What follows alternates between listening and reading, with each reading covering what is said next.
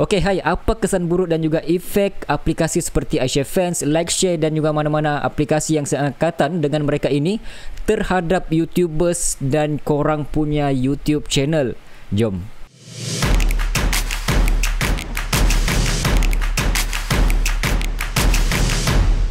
Hai, Assalamualaikum dan salam sejahtera kepada yang menonton video ini. Terima kasih sudah klik video ini and welcome back to my channel Bro Jeb Share. So, kembali lagi bersama saya Bro Jeb, dan dalam video kali ini saya akan kongsikan kepada korang semua apa kesan-kesan buruk dan juga efek aplikasi seperti iShare Fans, LikeShare dan juga aplikasi yang seangkatan dengan mereka ini terhadap korang punya channel YouTube ataupun terhadap YouTubers. Okey, mungkin ramai dalam kalangan sahabat-sahabat saya ataupun korang yang menonton video ini telah menggunakan dan telah join iShare Fans dan juga LikeShare ataupun mana-mana aplikasi yang seangkatan dengan aplikasi ini, yang mana saya tahu mereka menjalankan tas-tas untuk mendapatkan income. Saya tidak mau sentuh tentang pekerjaan iShare Fans ataupun tas-tas yang korang buat, tapi saya akan sentuh apa kesan penggunaan iShare Fans ataupun LikeShare terhadap YouTubers dan juga channel YouTube. Saya cuma ambil tahu serba sedikit asas lah tentang iShare Fans dan juga LikeShare ni. Okey, jadi sebelum apa-apa, korang jangan kecam saya terlebih awal sebab saya cuma akan sentuh berkaitan dengan YouTube sahaja ataupun YouTubers dan korang punya YouTube channel lah. Okey, apa kesan yang tidak baik terhadap korang punya channel apabila korang menggunakan iShare Fans ataupun ada kawan yang join iShare Fans dan mereka subscribe korang punya channel semata-mata untuk melengkapkan mereka punya task. Kan dia ada task, bila korang lengkapkan task tu korang akan dibayar. Saya tidak tahu berapa korang dibayar, tapi korang perlu lengkapkan task. Dia ada Facebook, dia ada Instagram, ada Twitter, ada YouTube.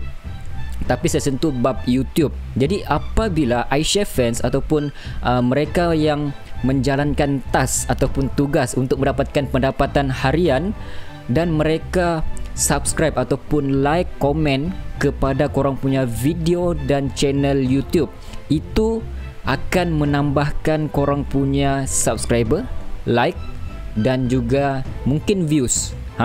Sebab banyak masalah-masalah yang saya nampak daripada kalangan YouTubers yang banyak sudah mereka buat video, contohnya Syamim Mukbang ataupun siapa lagi, Kadok, dan ada lagi beberapa YouTuber yang sudah terkena dengan iShare Fans. Maksudnya mereka punya channel ni secara mendadak naik dia punya subscriber. Ada yang daripada 20,000 naik ke 100,000, maksudnya kenaikan sehingga 80,000 subscriber, dan ada yang naik sehingga 100,000 dalam masa beberapa hari.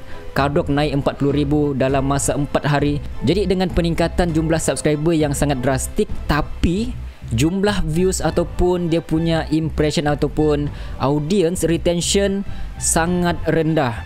Jadi saya khawatir apabila berlaku benda begini, korang punya channel akan disuspend oleh YouTube. Dan kesan bila YouTube suspend ataupun terdapat fake engagement, korang punya YouTube akan di-ban ataupun di-delete dan korang punya video tu akan di-delete. Kita tidak mahu berlaku kepada korang walaupun bukan korang yang buat. Korang tidak join iShare Fans tapi korang punya channel terjejas sebab mereka-mereka yang join iShare Fans ataupun LikeShare apa-apa aplikasi lah, mereka menjalankan tugas. Dorang masuk random channel, like, subscribe dan belah. Dorang tidak views pun. Kadang views tu cuma 1 second, 3 second, mungkin 1 minit boleh dapat. Macam tu sahaja. Jadi jumlah subscriber naik tapi views drop. Itu sesuatu yang pelik.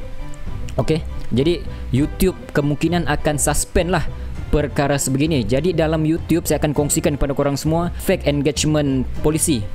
Apa yang YouTube bagi tahu tentang fake engagement policy? Maksudnya bila jumlah subscriber meningkat tapi korang punya views tu drop. Okey, saya bacakan, nanti saya akan letakkan link di description ataupun saya letak di screen lah.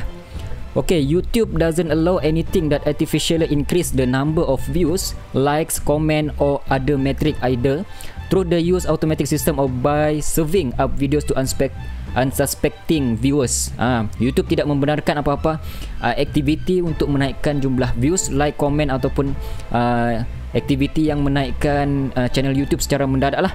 Important. Di sini YouTube bagi nota, if you hire someone to promote your channel, their decision may impact your channel. Okay, if you hire ataupun jika korang hire seseorang untuk promote korang punya channel, mereka punya keputusan kemungkinan may impact your channel.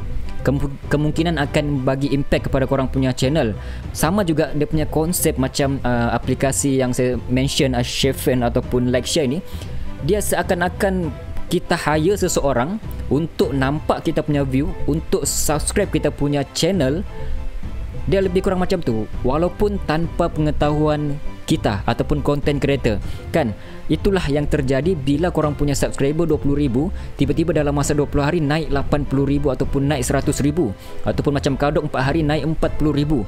Saya tidak tahu, mungkin dorang ada main iShareFan ataupun mereka-mereka yang join iShareFan tu yang jalankan task dan subscribe dorang punya channel.